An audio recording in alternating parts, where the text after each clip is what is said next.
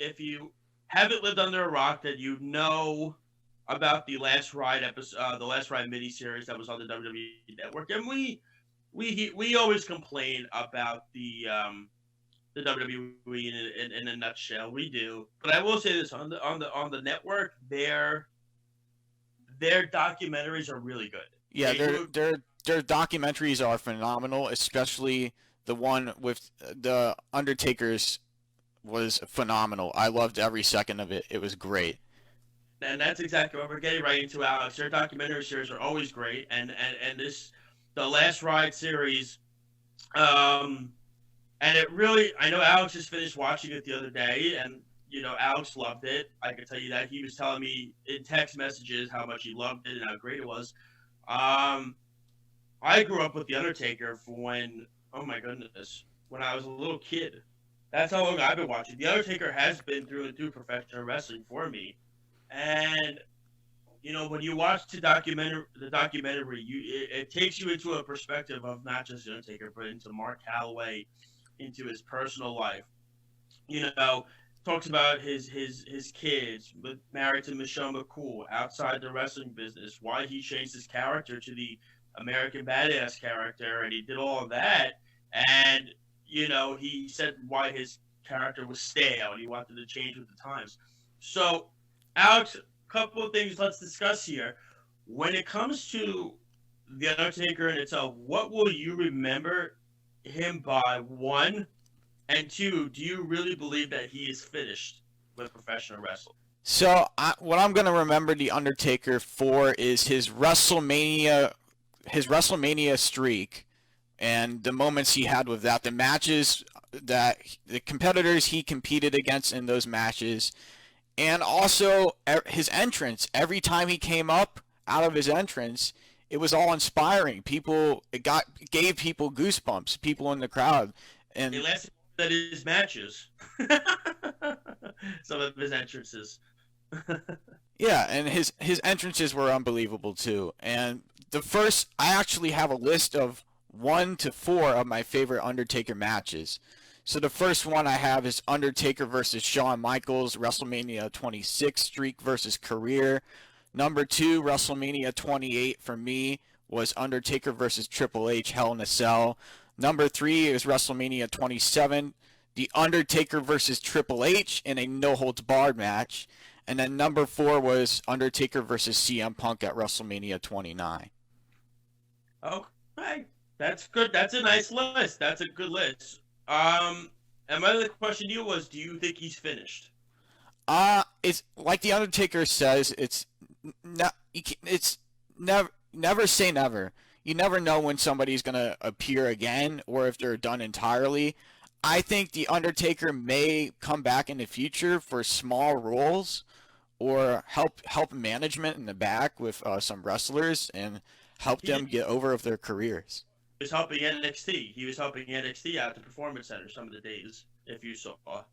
Yeah, so I really think that's what he might do, but if Vince needs him, Vince will call him. Vince will call him back for a few matches if he needs him. But other than that, I think the Undertaker's done. Okay, so for me, when I look back at The Undertaker, he was my childhood. He was one of my idols growing up. He was a guy that he always told the story in some specials. I think it was on the Stone Cold podcast. He said it was very tough to make a baby face a big man because it almost makes him unbeatable. And he's right to the sense that it does make it a tough thing to do. When a guy that size is a baby face, usually the big guys are not baby faces. Usually they're No, heels they're and not. everything. So I like your list of Undertaker matches. You said, Alex, I think they're great. I think one, and this could be me being biased. And it wasn't even a great match, but the environment was. I look back at the Undertaker at WrestleMania 20, when he came back as the Dead Man, and doing it at Madison Square Garden against Kane, and bringing Paul Bear back, and everything like that. I think it was a cool moment that you look on and you say, "Wow, this is amazing. We're actually seeing this live and in person. It's great. This really, it's. Yeah, I never thought I'd see him back. But I think another match I think that was underrated in his WrestleMania streak was his match.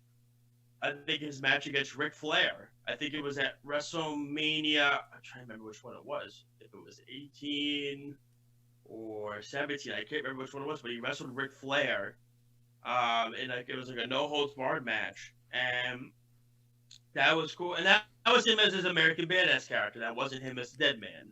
Um, and I found that part interesting in the documentary too. He talked about how he needed to get with the times, he needed to change because he felt that he was lagging behind with the Attitude Era and everything happening. That he felt he needed to update his character because he said, "If I feel it's stale, I can only imagine what the fans felt."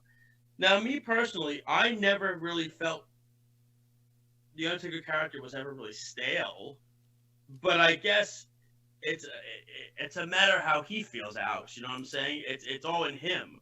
Um, Now, the you know we there's so many different things. I mean, what was your thoughts when the Brock Lesnar match happened? After was Brock the right opponent? Do you think to end the streak? I didn't.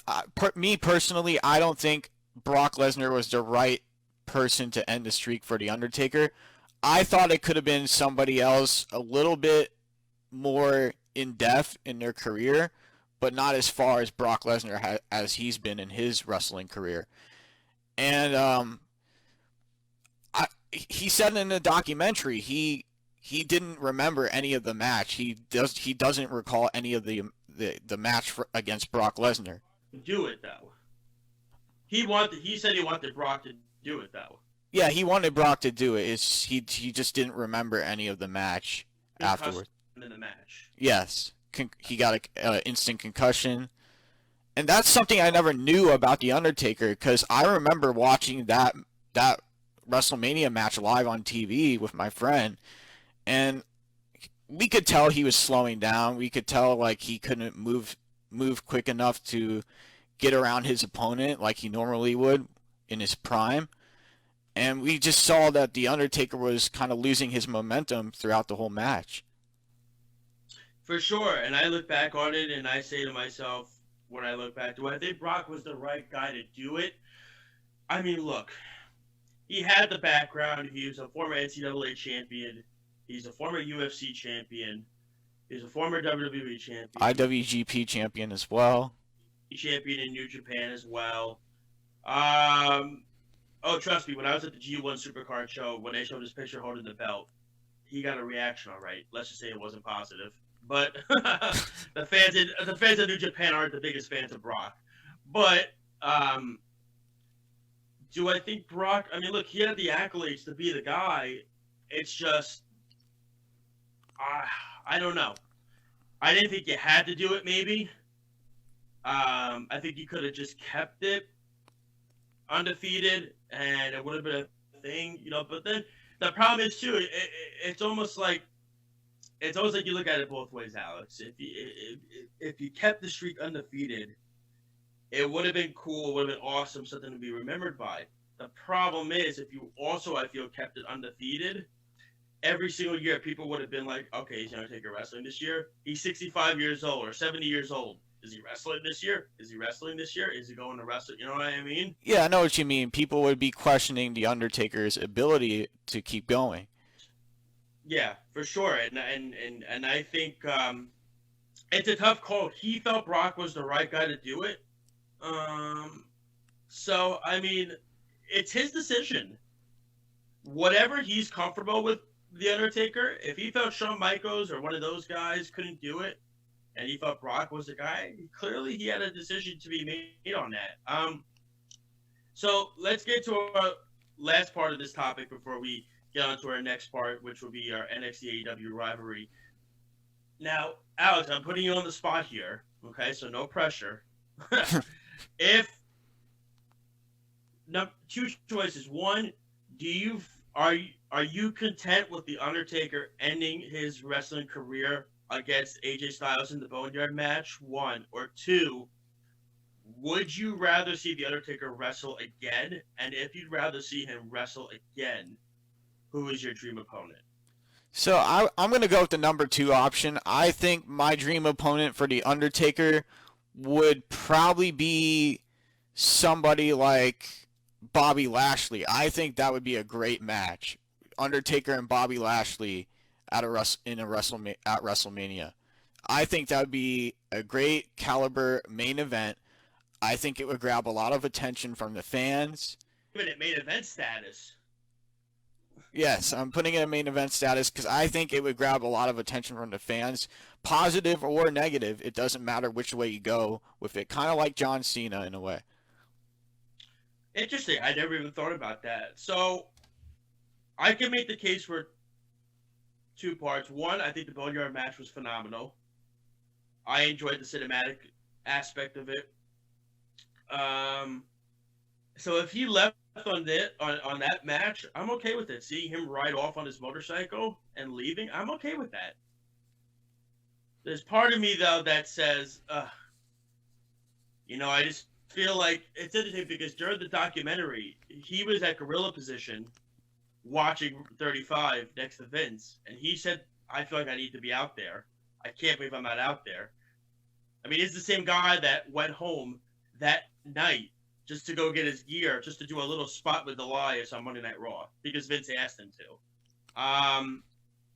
I think Saudi Arabia money is going to come calling one time because you know that if they go back to Saudi Arabia, which you know they will, there's always the money that he can't turn down. I also think WrestleMania 37, if it happens in Los Angeles, is too big of a spot for him to turn down, but we'll see. I would like to see him wrestle AJ in a regular singles match.